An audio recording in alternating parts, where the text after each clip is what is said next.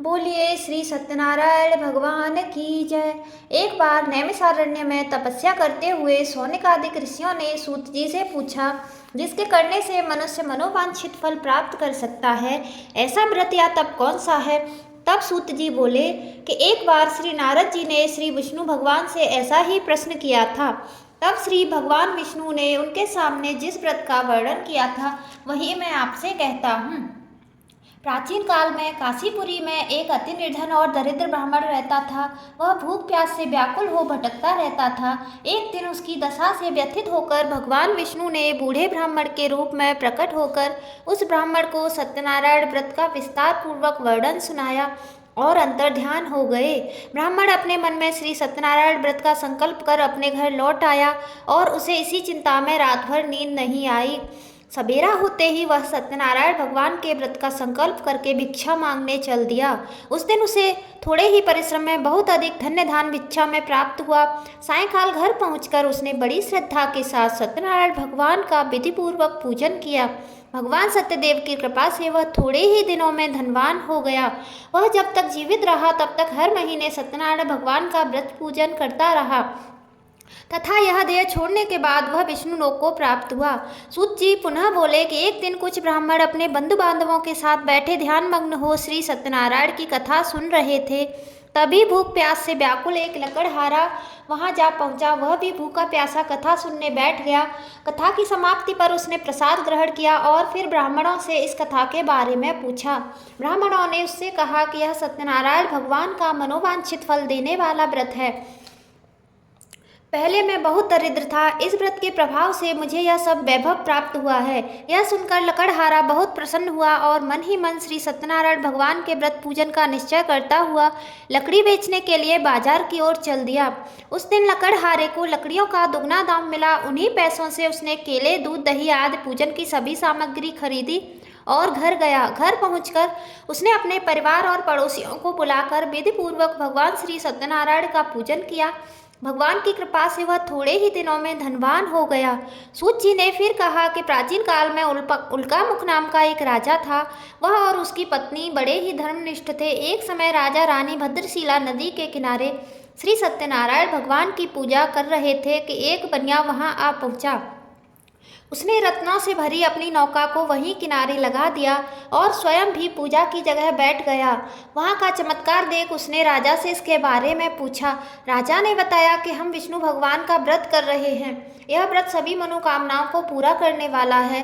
राजा के वचन सुन और प्रसाद पाकर बनिया अपने घर चला गया। घर पहुंचकर उसने अपनी पत्नी को इस व्रत के बारे में बताया और संकल्प लिया कि मैं भी संतान होने पर यह व्रत करूंगा।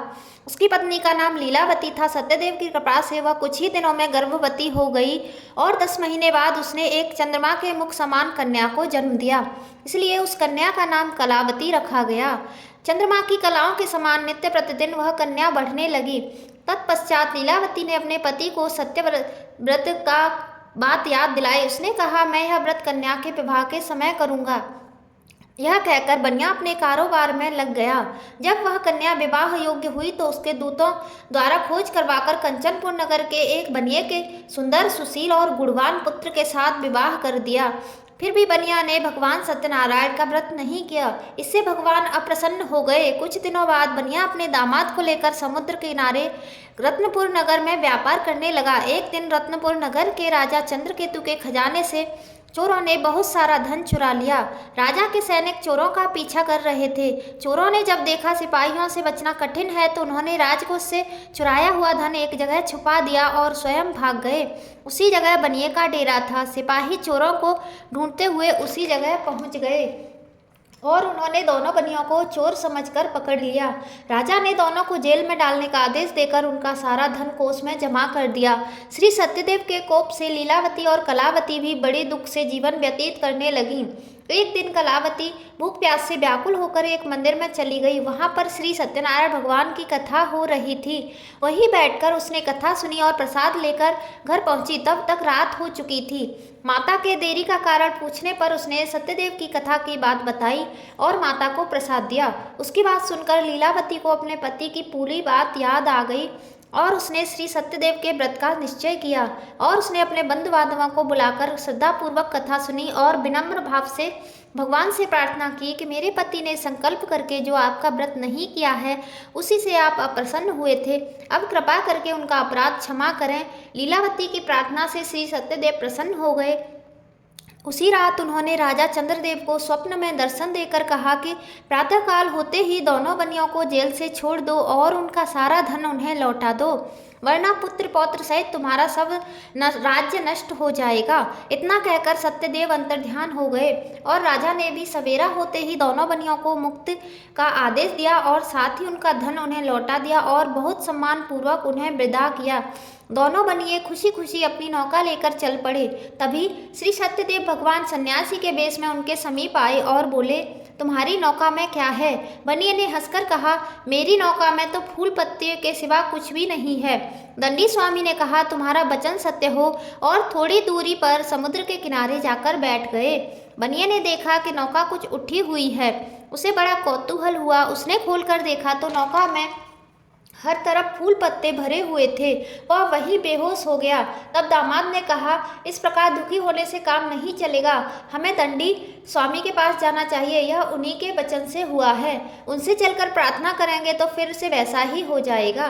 दामाद की बात सुनकर बनिया स्वामी के पास पहुंचा और उनके चरणों में गिर पड़ा और बार बार उनसे क्षमा मांगने लगा। उनकी विनती प्रार्थना से प्रसन्न होकर उन्हें इच्छित वरदान दिया और स्वामी अंतर्ध्यान हो गए। बनिए ने नौका के पास जाकर देखा तो वह पहले की तरह धन रत्नों से भरी हुई थी। तब उन्होंने वहीं पर भगवान सत्यनारायण का व्रत पूजन किया और कथा सुनी। फिर वह घर की ओर चल दिए। अपने नगर के समीप पहुंचने पर बनिए ने लीलावती को अपने आने का समाचार भेजा। लीलावती उस समय श्री सत्यनारायण की कथा सुन रही थी। उन्होंने अपनी पुत्री से कहा कि तुम्हारे पिता और पति आ गए हैं, मैं उनके स्वागत के लिए चलती हूँ, तुम भी प्रसाद लेकर नदी तट पर पहुँच जाना। कलावती प्रसन्नता के कारण इतनी विमुग्ध हो गई कि वह प्रसाद लेना भूल गई और तुरंत ही नदी तट की ओर दौड़ी। वह ज्यों ही नदी किनारे पहुंची, उसके पति सहित नौका जल में डूब गई। यह देख बनिया हाहाकार कर छाती पीटने लगा। लीलावती भी दामाद के शोक में विलाप करने लगी और कलावती सती होने को उद्यत हुई। तभी आकाशवाणी हुई, हे बड़े, तेरी पुत्री भगवान सत्यनारायण के प्रसाद का निरादर करके अपने पति से मिलने दौड़ी आई है। यदि वह प्रसाद लेकर फिर आएगी तो उसका पति जी उठेगा।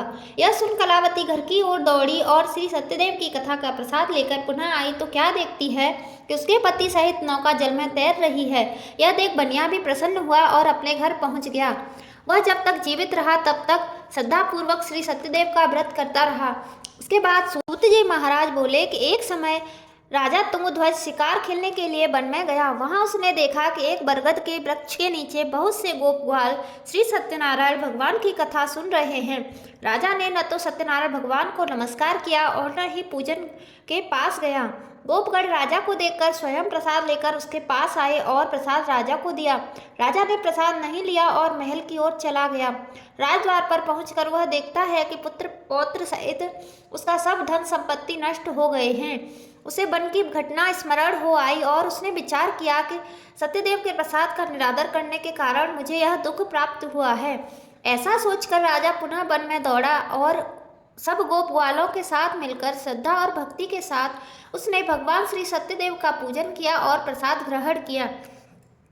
इसके बाद वह जब घर लौटा तो उसके पुत्र पौत्र आदि सब जी उठे और नष्ट हुई धन संपत्ति भी ज्यों की त्यों हो गई। तब से राजा जीवन भर समय समय पर श्री सत्यनारायण भगवान का पूजन और व्रत करता रहा।